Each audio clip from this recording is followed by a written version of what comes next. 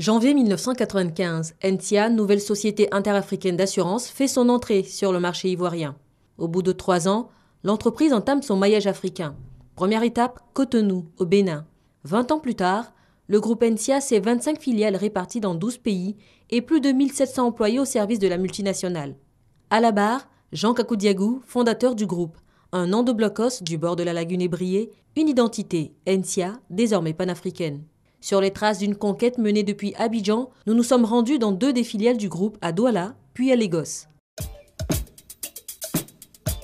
Douala, capitale économique du Cameroun.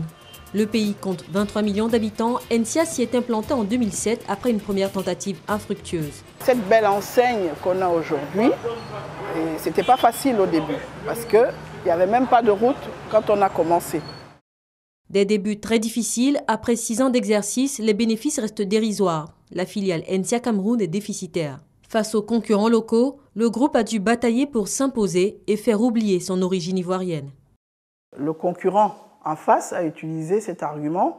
Ce qui est important, c'est que l'assurance est internationale. Donc, à la fin, nous avons gagné le contrat tout simplement parce qu'il n'y avait pas un problème d'ivoirité. Il y avait un problème de qui est capable, effectivement, de gérer le sujet.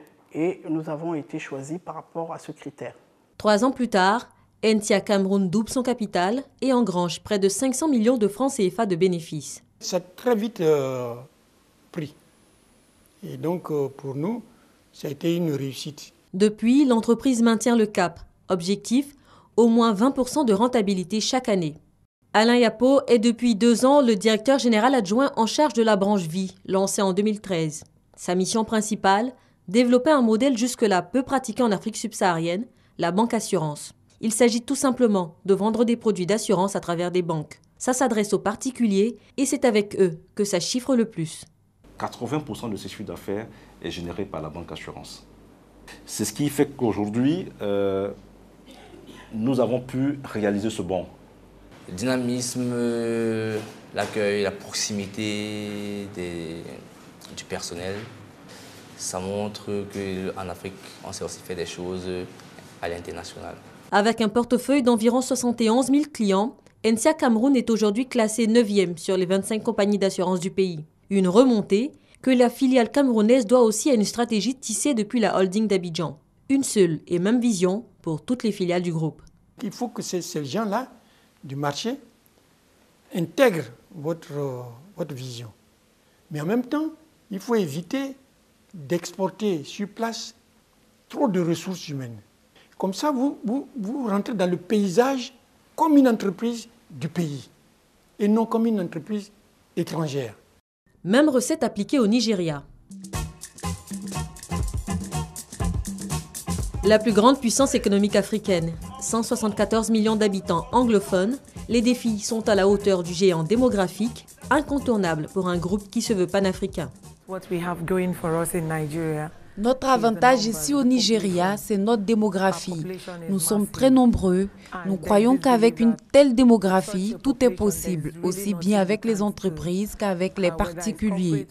Mais notre défi reste le taux de pénétration de l'assurance dans le pays. Il est encore très bas comparé au nombre d'habitants. Comme presque partout en Afrique subsaharienne, un taux de pénétration inférieur à 1% contre environ 8% en Europe ou 14% en Afrique du Sud. L'assurance, c'est le dernier poste dans les budgets africains. Alors pour diffuser la culture de l'assurance, les produits s'adaptent aux besoins des consommateurs. Nous sommes une entreprise avant-gardiste tournée vers l'avenir parce que c'est la seule façon de progresser dans le marché de l'assurance au Nigeria et non de chasser sur des segments d'affaires déjà occupés. Innover, s'adapter à un marché en mouvement perpétuel. Chez NTIA, on mise entre autres sur la téléphonie mobile. Je peux déjà vous dire que pas à pas, dans les 3 à 5 prochaines années, NTIA sera dans chaque maison et dans chaque main sur le marché nigérian. Le Nigeria compte près de 100 millions d'utilisateurs de supports mobiles.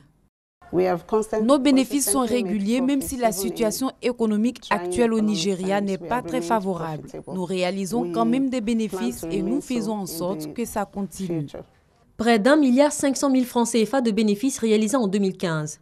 6 ans après son entrée dans le paysage, NCIA Nigeria est aujourd'hui classé 14e parmi les 60 compagnies d'assurance.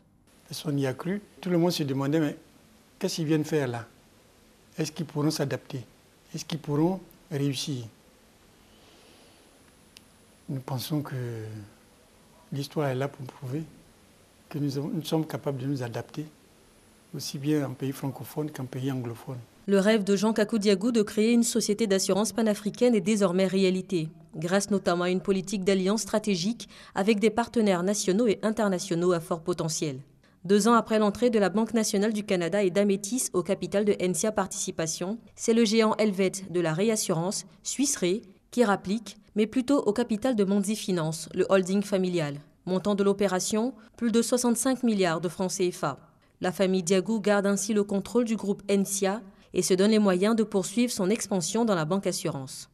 Tant que NCIA existe, NCIA ne peut pas s'arrêter. La vie est un mouvement perpétuel. C'est-à-dire que quand vous vous arrêtez, c'est que vous êtes mort.